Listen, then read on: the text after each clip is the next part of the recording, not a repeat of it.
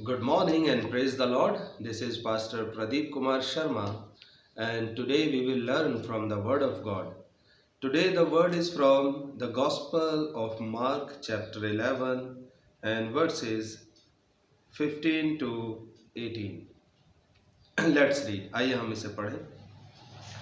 मरकुस के सुसमाचार अध्याय 11 और वचन 15 से लेकर के 18 तक। यहाँ लिखा है कि यीशु यरूशलेम में आए और वह मंदिर में जाकर वहाँ लेन देन करने वालों को निकालने लगा और सर्राफों की मेजें और कबूतर बेचने वालों की चौकियाँ उलट दी, और उसने किसी को भी मंदिर में से होकर सामान ले जाने की आज्ञा न दी। और वह उन्हें उपदेश देने लगा।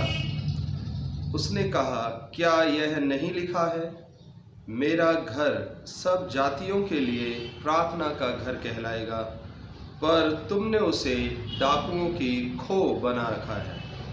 और याजकों तथा शास्त्रियों ने जब यह सुना तो उसे नाश करने का अवसर ढूंढने लगे, क्योंकि वे उससे डरते थे, इसलिए कि सब लोग उसकी शिक्षा से चकित थे। परमेश्वर यीशु मसीह के इस वचन के अंदर हम देखते हैं कि परमेश्वर का प्रार्थना का घर किस लिए बनाया जाता है, वो किस लिए परमेश्वर बनवाते हैं। प्रार्थना का घर सब जातियों के लिए प्रार्थना का घर होता है। वो किसी एक जाति के लिए, किसी एक मजहब या धर्म के लोगों के लिए नहीं होता, पर ये सब लोगों के लिए होता है। परमेश्वर जब अपना राज्य स्थापित करते हैं, जब परमेश्वर अपनी आशीष देते हैं, तो वो सब लोगों को आशीष देते हैं। वो किसी के साथ पक्षपात नहीं करते हैं। परमेश्वर का प्रेम, उनकी दया सभी लोगों के लिए होती है। उनका प्रार्थना का घर में सब लोगों का अधिकार होता है कि सब लोग वहाँ जाएं और जा कर के निष्पक्ष भाव से प्रार्थना की आशीषें प्राप्त कर सकें।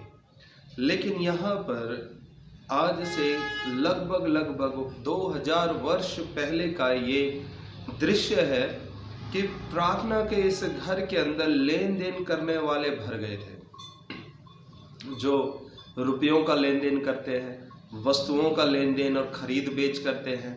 और अब आप और मैं इस बात को समझ सकते हैं कि जब किसी धार्मिक कार्य के बीच में लेन देन और व्यापारियों का आना जाना शुरू हो जाता है, तो उनके कारण वहाँ पर राजनीति होना शुरू हो जाती है और वहाँ पर पैसों का खेल होना शुरू हो जाता है।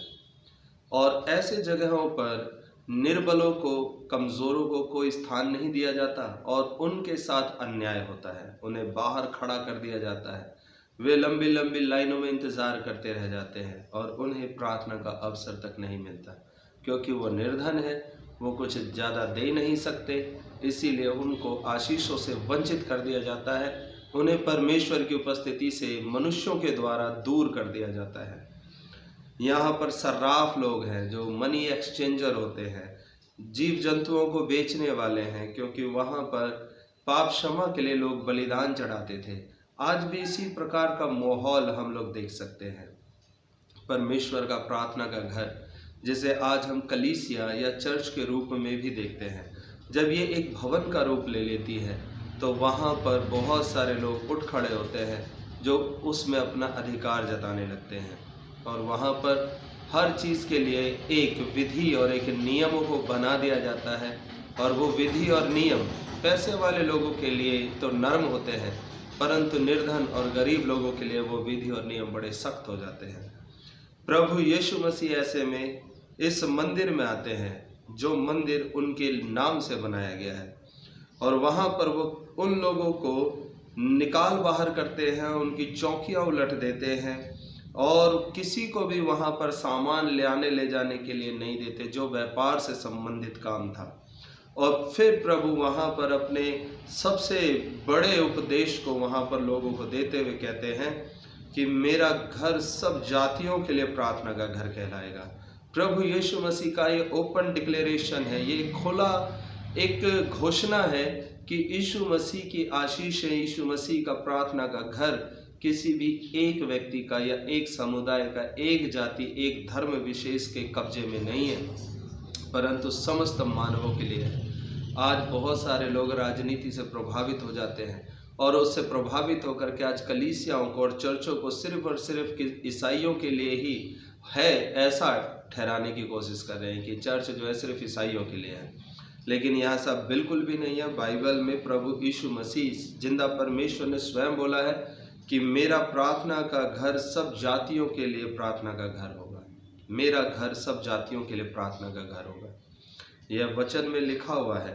और प्रभु कहते हैं तुमने उसे डाकुओं की खो बना दिया है। डाकू अपने गुफा में क्या करते हैं? लूट को बांटते हैं। वहां पर बैठे बैठे षड्यंत्र करते हैं, किसी नए व्यक्ति, नए शिकार को ढूंढते हैं। वो वहां क्या करते हैं? अय्यासी करते हैं, मौज मस्ती करते हैं, छुप करके, दुनिया से बच करके, अपने घिनौने कामों को छुपा करके वहां रहते हैं।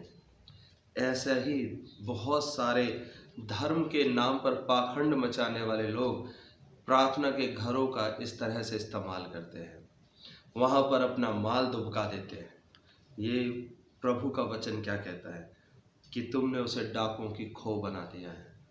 आज लोग कलीसियाओं में जाते हैं, अपने अलग ही स्वार्थ को लेकर के जाते हैं। वो प्रार्थनाओं के लिए नहीं जाते, वो परमेश्वर से मिलने के लिए नहीं जाते, वो अपने मकसद को पूरा करने के लिए जाते हैं। ऐसे जीवन से हमें बचना चाहिए। हमें परमेश्वर ने एक अच्छा जीवन दिया है। वो सच्चा परमेश्वर है जो हमसे प्रेम करता है। उसके भवन में जब हम जाएं तो इस भाव से जाएं कि वो सृष्टिकर्ता परमेश्वर है और मैं ऐसा व्यक्ति हूँ जिसने पाप का जीवन जिया है। वो मुझे माफ़ कर रहा है, वो मुझे अपना रहा है, ये उसकी कृपा है। हम प्रार्थनाओं में जाते हैं, कोई एहसान नहीं करते परमेश्वर पर। हम ना जाएं वो तब भी परमेश्वर है। हम प्रार्थनाओं में इसलिए जाते हैं ताकि उस परमेश्वर की दया, उसके प्रेम को हम सुन सकें, उस प्रेम को हम महसूस कर सकें। इसीलिए प्रार्थना घरों को व्यापार का अड्डा ना बनाएं, अपने बिजनेस के अड्डे ना बनाएं। वहाँ निर्धनों का भी वही स्थान है जो धनवानों का स्थान है। ऐसा नहीं है कि धनवानों को आगे की सीट मिले और निर्धनों को बाहर, गेट के बाहर खड़ा कर दिया जाए। ऐसा होना नहीं चाहिए। परमेश्वर इन वचनों के द्वारा आपकी आत्मा में बातचीत करे, आपको बताए कि उसकी प्रार्थना, उसका घर सब जातियों के लिए है। आपका भी स्वागत है। परमेश्वर आपको भी आशीष देना चाहते हैं। यदि आपको लगता है कि मैं तो ईसाई नहीं हूँ, मैं तो एक अन्य व्यक्ति हूँ, मेरा क्या जाना होगा, नहीं, आपका भी प्रभु के घर में स्वागत है। यीशु मसीह आपसे भी प्यार करते हैं। परमेश्वर आशीष दे आपको।